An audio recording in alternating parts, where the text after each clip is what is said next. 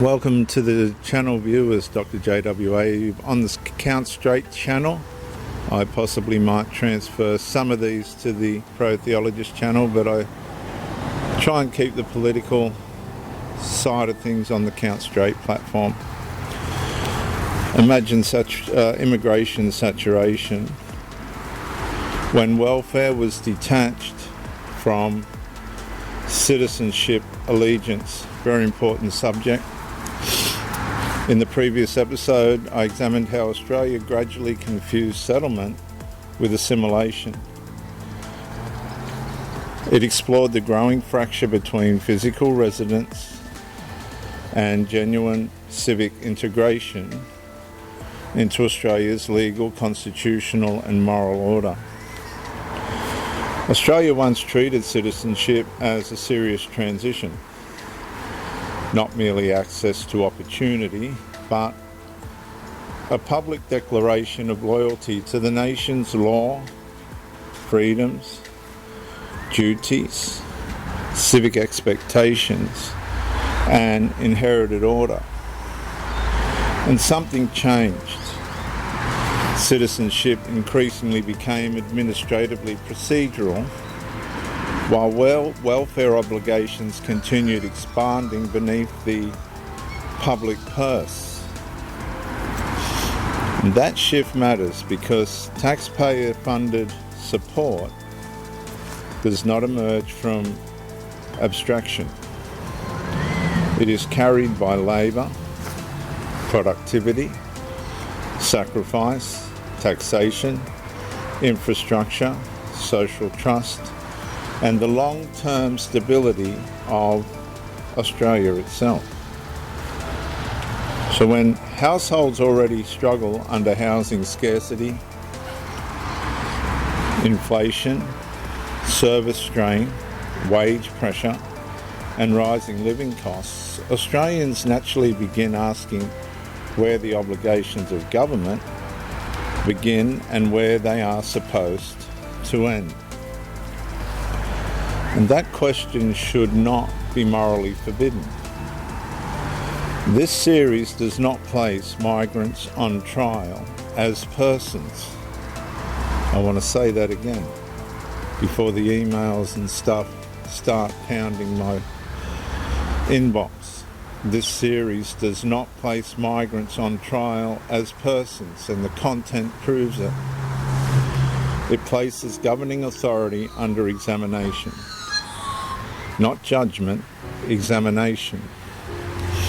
Because a government that expands intake while simultaneously widening taxpayer obligations without clearly reinforcing citizenship allegiance, assimilation expectations, and public stewardship eventually creates the perception that belonging itself has been detached from responsibility.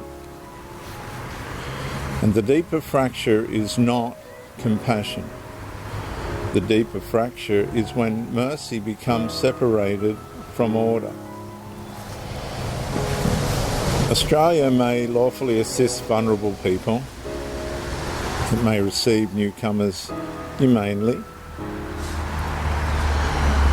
But a nation becomes psychologically unstable when citizens increasingly feel they are carrying expanding obligations, while the meaning of citizenship itself becomes diluted, symbolic, or administratively softened.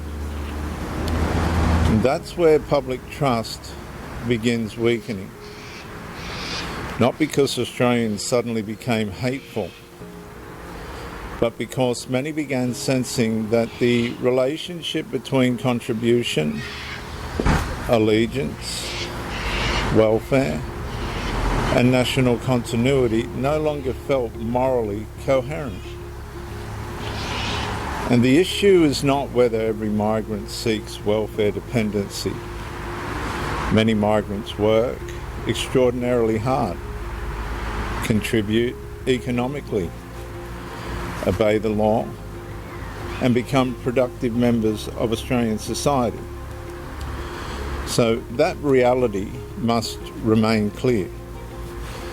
The issue is whether government policy has gradually weakened the expectation that access to the deepest protections of the national house should follow demonstrated allegiance to the house itself, its law, civic identity, freedoms, responsibilities, and constitutional inheritances. Viewers, a nation survives partly through shared sacrifice.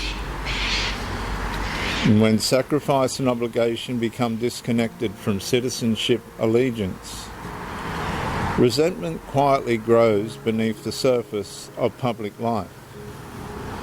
Citizens begin feeling that they are financing obligations they were never meaningfully asked to consent to, while simultaneously being discouraged from questioning the long-term sustainability of the arrangement.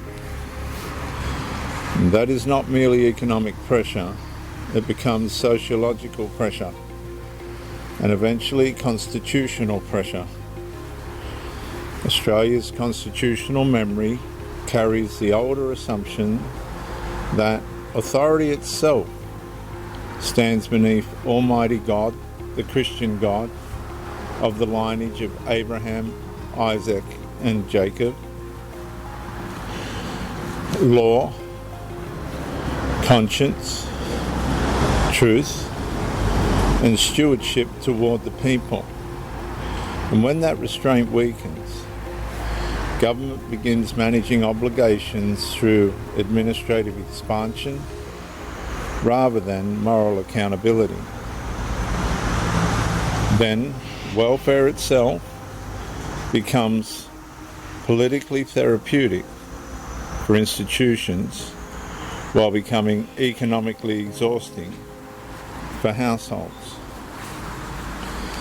The listener does not need hostility toward migrants. The listener needs lawful clarity about stewardship. Who carries the burden? Who authorises the obligations? Who protects the taxpayer? Who preserves the meaning of citizenship? Who ensures that mercy remains ordered rather than limitless? And who protects the stability of the house while extending compassion from within the house? And these questions restore civic sobriety when asked honestly. Truth separates stewardship from cruelty, discernment from hostility, and citizenship from mere residency. It allows Australians to say, compassion matters, but so do boundaries, contribution, allegiance, sustainability, and the survival of the national household itself. So the scandal's not merely that support exists, and this is my closing statement, viewers, for this episode. The scandal is that authority expanded obligations while weakening the public understanding of what citizenship, stewardship, and national belonging were originally supposed to mean. I'm Dr. JWA, theologist since 1994. Like, subscribe, comment to educate me, share to help somebody else. Bye for now.